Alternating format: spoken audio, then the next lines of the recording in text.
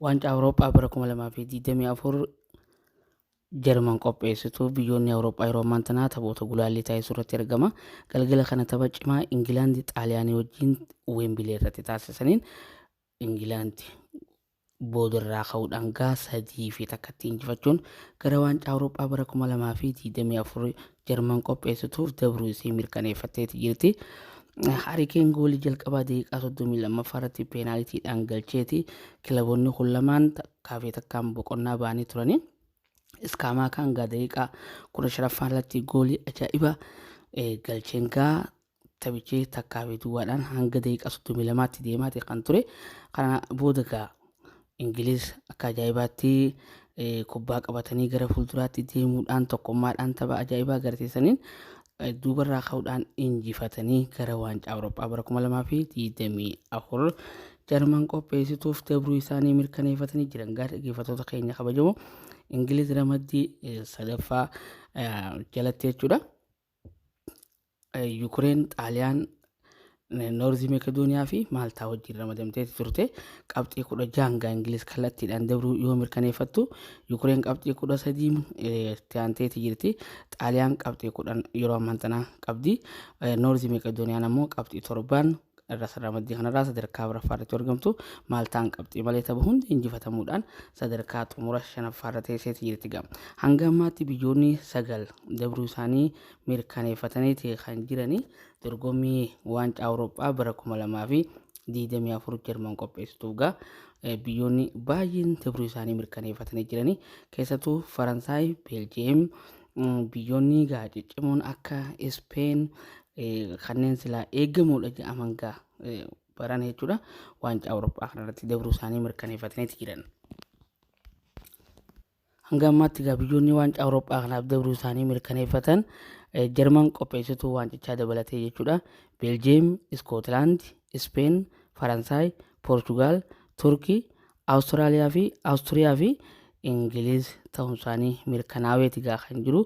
Biyyoonni 8 kun kaleessa irraa eegalee dabruu isaanii biyyoota mirkaneeffatanii turanii har'ammoo Ingiliz itti dabalamteeti kan jirtu dhaggeeffattoota keenya kabajamoo. Ingilizii fi Xaaliyaan kanaan dura jechuudha waancaa Awurooppaatiin xumura bara 2022 irratti bara 2020 irratti walitti dhufuudhaan takkaafee takkaan taphachaa erga xumuranii booda Xaaliyaan peenaalitiidhaan 3-2 injifattee waancaa Awurooppaa bara 2020 fudhachuun isiidha kan yaadatamudha. Arragaa Ingiliz haloosan Xaaliyaan irraa baateeti jirti jechuun ni danda'ama. Kilabni Ingiliz gaa keessattuu tuutni biyyaalessa Ingiliz ajaa'ibaa irra gahumsa ajaa'ibaa kanarra agarsiiseen gaa gara waancaa Awurooppaatti haala kanaan kan imalu taanaan tuuta biyyaalessa Ingiliz sodaachisaa ja'amaati kan jiru.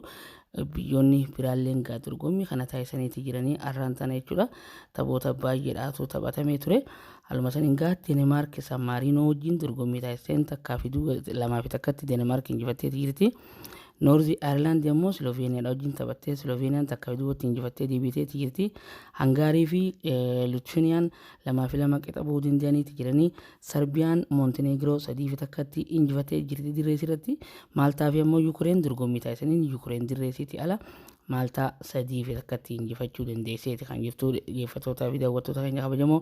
Taphni galgala isaa takka irraa eegaluudhaan taphatame Kaazaakstaan dirree isiiti ala Fiinlaandii wajjin dorgommii taasiseen Kaazaakstaan 2-1tti Fiinlaandii injifachuu dandeesseeti kan jirtu. Taphoonni waancaa Awurooppaa dhagaa kan marsaa 8ffaa kan arraan tana taphatame gaa qabxiin isaanii isaan kana fakkaatti.